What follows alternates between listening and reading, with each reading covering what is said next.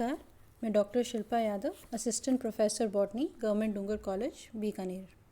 आज के इस वीडियो लेक्चर के माध्यम से हम इक्विसिटम के बारे में अध्ययन करेंगे। इक्विसिटम एक टेरिडोफाइट है और ये होमोस्पोरस होता है। सबसे पहले हम इसका क्लासिफिकेशन यानी वर्गीकरण देखें तो ये सब डिवीज़न यानी उप प्रभाग स्फिनोसिडा का मेंबर है। इसका ऑर्डर यानी कि गण इक्विसिटेज है और इसके फैमिली यानी कुल इक्विसिटेसी है।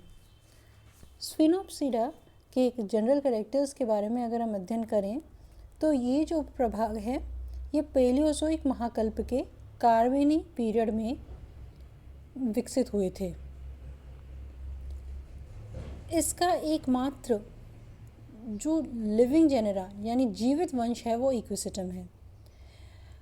मतलब 18 जो हैं वंश वो क्या हो चुके हैं, एक्सटिंक्ट हो चुके हैं और वो फॉसिल फॉर्म में मिलते हैं, मतलब वो सिर्फ जीवाश्म रूप में ही मिलते हैं और सिर्फ एक ही लिविंग जेनेरा जो कि इक्विसिटम है वो अभी मौजूद है। बीजाणुविद का जो पादप काय है वो जड़, स्तंभ और पत्तियों में विभेदित होता है। रूट, स्टेम और लीव्स में डिफ्रेंशिएटेड है स्पोरोफाइट।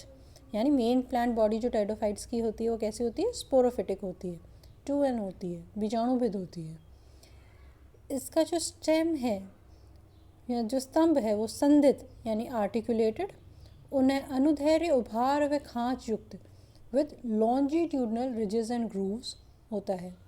ये ब्रांच्ड होता है यानी शाखित होता है। इसमें सुस्पष्ट पर्व संधि और पर्व होते हैं। इसमें नोड्स और इंटरनोड्स मिलते हैं जो कि डिस्टिंक्ट होते हैं। यहाँ पर जो पत्तियाँ होती हैं वो छोटी व शल्की होती हैं। Leaves are small and scaly. यहाँ पर जो स्टील मिलती है वो कैसी मिलती है, प्रोटोस्टेलिक या सिफानोस्टेलिक मिलती है, यानी ठोस रंभ या नाल रंभ यहाँ पर पाया जाता है।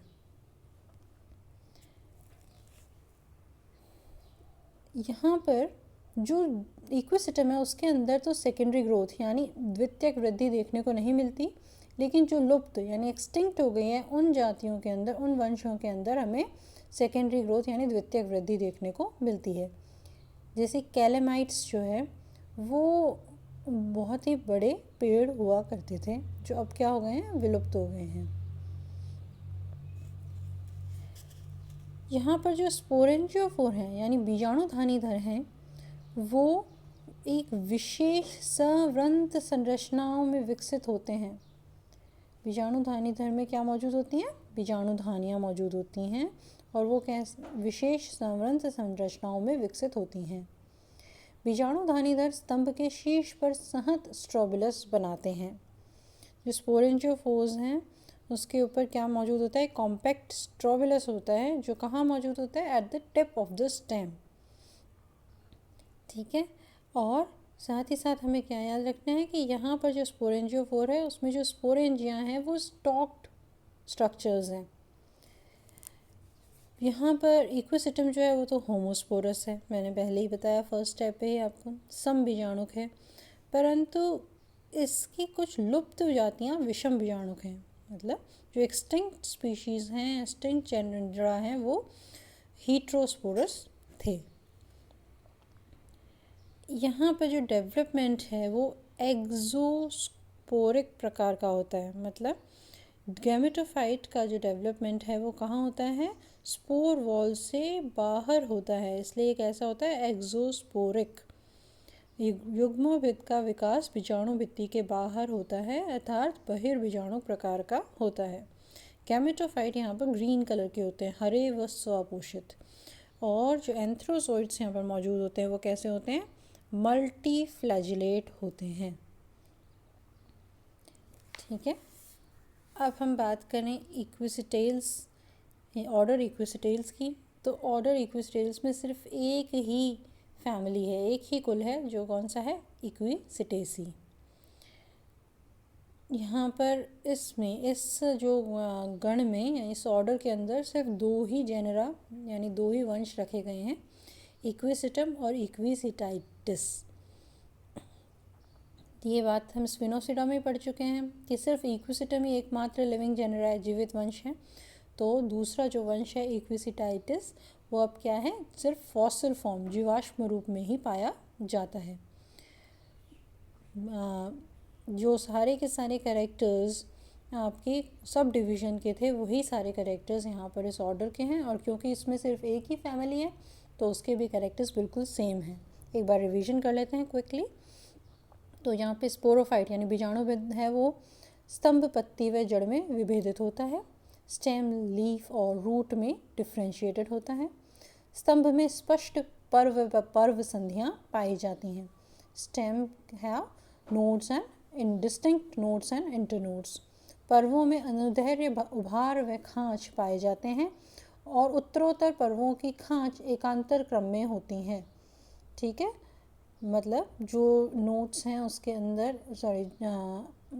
इंटर नोट्स हैं उसके अंदर रिजेस एंड ग्रूव्स मिलते हैं, और रिजेस एंड ग्रूव्स एक दूसरे से एक इंटरनोड के जो रिजेस एंड ग्रूव्स हैं वो दूसरे इंटरनोड के रिजेस और ग्रूव्स से ऑल्टरनेट अरेंजमेंट में मौजूद होते हैं। पत्तियाँ सूक्ष्म व शल्की होती हैं।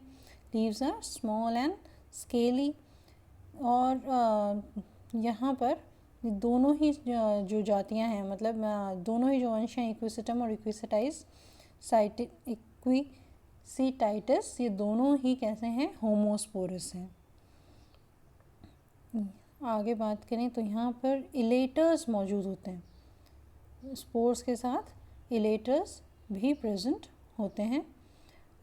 ये स्पीशीज़ जो है वो सारी मोनोइशियस हैं, उभयलिंगाश्रयी हैं, और जो गैमेटोफाइट का डेवलपमेंट है वो बहिर्बीजाणुक यानी एक्सोस्पोरिक टाइप का होता है। अब हम आगे चलते हैं और इकोसिस्टम के बारे में बात करते हैं। तो इकोसिस्टम की 30 स्पीशीज़, सबसे पहले तो इसके कॉमन नेम की बात करें तो इसको हॉर्स टेल या स्कोरिंग रशेस भी कहा जाता है। ये पूरे विश्व में मिलती हैं सिवाय ऑस्ट्रेलिया और न्यूजीलैंड के। वैरायटी ऑफ हैबिटेट्स में ये ग्रो करती हैं, जैसे कि इकोसिस्टम प्राटेंस डैम्प और शेडी प्लेसेस में उगती हैं। जैसे इकोसिस्टम पालोस्टर जो है वो दलदली आवासी मार्शी प्लेसेस में मिलते हैं। इकोसिस्टम आर्वेंस जो है वो उसका वितरण क्या है, विश्वव्यापी है, मतलब हम सभी जगह वो डिस्ट्रीब्यूटेड है। मरुद्भिदीय आवासों में भी ये मिलता है। ज़ीरोफिटिक हैबिटेट्स में भी इकोसिस्टम मौजूद होता है। भारत के अंदर इसकी अनेक जातियाँ मिलती हैं, जिसमें कॉमन है इकोसिस्टम आर्वेंस, इकोसिस्टम डिबाइल, इकोसिस्टम रैमेसिसम। उसके बाद हम देखें तो इकोसिस्टम जो है ये एक इकोलॉजिकल इंडिकेटर यानी पारिस्थितिक सूचक के रूप में प्रयोग में लिया जाता है। कैसे है इकोलॉजिकल इंडिकेटर ये, क्योंकि जिस मिट्टी के अंदर खनिज यानी सॉइल के अंदर अगर मिनरल्स प्रेजेंट होते हैं तो वहाँ पर ये इकोसिस्टम उगा हुआ होता है।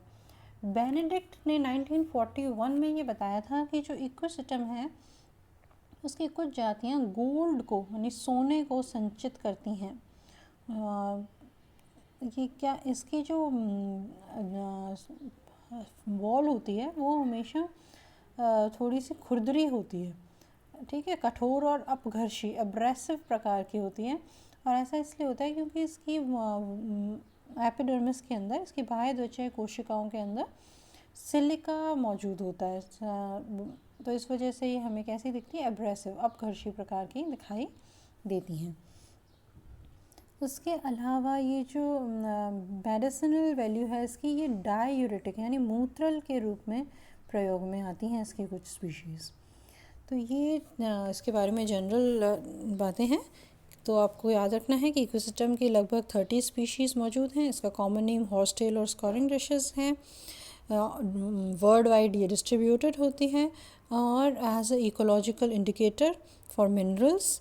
और वॉल जो है उसके बाहर सिलिका का डिपोजिशन है। और थर्डली ये as a diuretic in medicine, as a diuretic इसकी प्रयोग में लिया जाता है। ये इसकी मेडिसिनल वैल्यू है। तो आज के लेक्चर में ही हम इतना ही पढ़ेंगे। धन्यवाद।